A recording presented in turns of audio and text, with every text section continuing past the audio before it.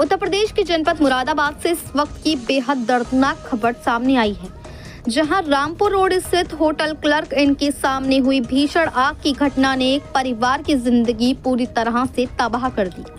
कहते हैं हादसे कभी बताकर नहीं आते, और ऐसा ही एक हादसा उस वक्त हुआ जब बराबर के हॉल में चल रही बारात में की जा रही आतिशबाजी की चिंगारी सीधे मकान में जा गिरी और कुछ ही सेकंड में वहां सिलेंडर ने आग पकड़ ली।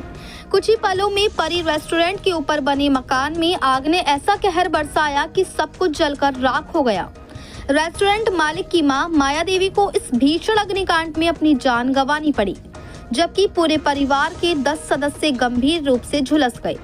जिस परिवार के पास कभी अपनी पहचान, अपना कारोबार था, आज वही परिवार सड़क पर आ पहुंचा है और टीन शेड डालकर रहने को मजबूर है। न रहने को घर है, न पहनने को कपड़े, न खाने को अन्न। टीन शेड डालकर जमीन पर रह रही हैं उनके छोटे छोटे बच्चों की किताबें, स्कूल की ड्रेस, सब कुछ जलकर खाक हो गया। छोटे छोटे बच्चे जिनके हाथ में कभी किताबें हुआ करती थी, आज उन हाथों में सिर्फ राख बची है। एक माँ चली गई, एक परिवार उजड़ गया, और जो कभी लोगों को खाना खिलाता था, आज वे खुद एक रोटी के लिए मोहताज हो गया। आप वीडियो में देख ही सकते हो कि किस तरह से पीड़ित के घर का सामान बुरी तरह से जलकर राख हो गया है। ये तस्वीर सिर्फ एक परिवार की नहीं, बल्कि उस सिस्टम की भी है जहां आग की घटना के बाद सब पहुंच जाते हैं, लेकिन मदद के नाम पर बस फोटो खिंचवाते हैं। लेकिन इन्हीं हालातों में जब चारों तरफ अंधेरा छाया था, तभी मुरादाबाद के माननीय नगर विधायक रितेश गुप्ता एक मसीहा बनकर पहुंचे। उन्होंने न सिर्फ पीड़ित परिवार का दर्द सुना, बल्कि रेस्टोरेंट को फिर से बनवाने का वादा भी किया। उनकी पहल से परिवार की उम्मीदों में एक नई रोशनी जगी है। ये माननीय नगर विधायक जी का एक सराहनीय कदम है, जो कि एक मसीहा बनकर पीड़ित परिवार की मदद के लिए आगे आए हैं और रेस्टोरेंट बनवाने का बीड़ा भी उठाया है, जिसमें काफी तेजी से होटल का निर्माण कार्य विधायक जी द्वारा शुरू भी करवा दिया गया है। नगर विधायक रितेश गुप्ता जी हमेशा से ही गरीबों की आवाज बनकर सामने आए हैं। पीड़ित परिवार ने मीडिया को जानकारी देते हुए बताया कि आज उनका सब कुछ जलकर खत्म हो गया, लेकिन सिर्फ माननीय नगर विधायक जी द्वारा सहयोग किया जा रहा है। वहीं प्रशासन के द्वारा भी आश्वस्त किया गया है कि जल्द से जल्द इसमें कार्रवाई की जाएगी, लेकिन अब तक प्रशासन की ओर से कुछ नहीं किया गया। वहीं पीड़ित ने इन सब का जिम्मेदार आतिशबाजी को ठहराया और कहा कि इस तरह से आए दिन यहां आतिशबाजी होती रहती है, जिससे क्षेत्रवासी भी बुरी तरह से परेशान है।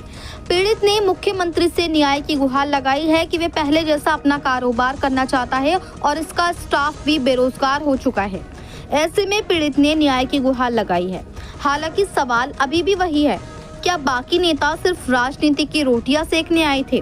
क्या मदद सिर्फ दिखावे तक ही सीमित रहेगी, या सच में कोई इस पीड़ित परिवार को उसकी पुरानी जिंदगी लौटाने आगे आएगा? मुरादाबाद से परवेज अंसारी की रिपोर्ट। क्या नाम है सर आपका? मेरा नाम प्रदीप श्रीवास्तव। किस तरह से यह आग लगी थी आपको? ये 26 तारीख की रात लगभग 10:30-11 बजे के बीच में होटल क्लार्क में एक बारात आई हुई थी, जिसमें बेइंतहा पटाखे जल रहे थे, रॉकेट चल रहे थे। उसके कई पटाखे रॉकेट मेरे आके रेस्टोरेंट में गिरे, जिससे ये आग लगी। और इसके बाद आग इतनी भयानक थी कि उस समय मैं अपने परिवार को सबको लेके छत की तरफ भागा। मेरी माँ जो है बीच में फंस गई, जिनका जो है धुएं से दम घुटने से आज दुनिया में नहीं है। और आज के समय मेरा सब कुछ जल के सब कुछ ख़त्म हो चुका है। पूरी मेरी बिल्डिंग ध्वस्त हो चुकी है। आज पहनने के लिए तक कपड़े तक नहीं है हमारे पास। कुछ भी नहीं बचा है घर के अंदर, एक सामान कुछ भी नहीं है।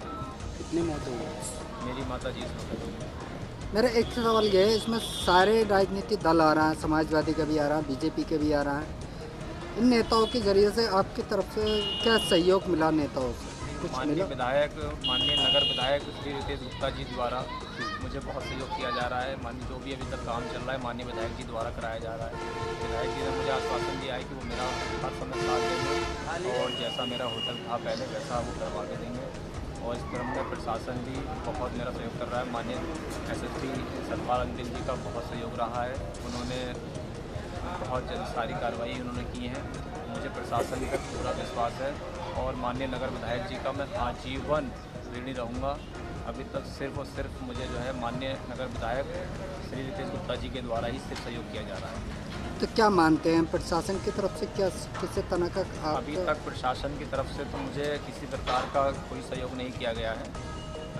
प्रशासन द्वारा मुझे आश्वस्त किया गया है कि हम जल्दी ही कुछ ना कुछ मुख्यमंत्री राहत कोष से कुछ मदद दिलाएंगे, लेकिन अभी तक ऐसा कुछ हुआ नहीं है। क्या माननीय रितेश गुप्ता जी के द्वारा ये सहयोग किया जा रहा है, उन्हीं के द्वारा ये सब कुछ काम चल रहा है। क्या कहा उन्होंने विधायक जी ने? विधायक जी ने सहयोग करने का पूरा वादा किया है और अभी विधायक जी अपने स्तर से अपने पास से ही सब कुछ करवा रहे हैं। करवा रहा हूँ। तो क्या कहना चाहेंगे इस पर मुख्यमंत्री से? मैं माननीय मुख्यमंत्री से मिलकर अपनी बात रखना चाहता हूँ और जो भी मेरे साथ हुआ है, माता जी तो मेरी नहीं आ सकती, लेकिन मैं चाहता हूँ कि दोबारा से अपने पैरों पर खड़ा हो पाऊँ। जो भी मेरा स्टाफ है सब आज के समय सारा बेरोजगार हो चुका है, हम सब उठ पा चुके हैं। तो बस माननीय मुख्यमंत्री जी से बस हाथ जोड़ के ये प्रार्थना है कि दोबारा से जैसा कुछ चल रहा था, सब मेरे स्टाफ का रोजगार चल रहा था, मेरे परिवार का पालन पोषण चल रहा था, इस तरीके से मुझे दोबारा से खड़ा होने में मेरी मदद करें। किस हिसाब से आप बुरी तरह टूट भी चुके हैं, किस तरह से मतलब कैसा आप अपना कैसा गुजर कर पाए? अभी तो मैं रोड पे ही रह रहा हूँ, सामने टीन का बना हुआ है छोटा सा, इसमें बच्चों को लेकर रह रहा हूँ क्योंकि अंदर रहने की कोई ऐसी व्यवस्था है नहीं, पानी पीने की कोई ऐसी व्यवस्था नहीं है। बस जैसे भी जीवन कट रहा है, बहुत कुछ कठिन में कट रहा है। मैं तो बच्चों के लिए दूध का और बिस्किट का इंतजाम भी बहुत मुश्किल से कर पा रहा हूँ। आपने कहा कि आपका काफ़ी सारा नुकसान हुआ पटाखों की वजह से, तो यहाँ बारात आती है तो सारा होटल में बारात आती है, आए दिन इनके पटाखे छूटते रहते हैं।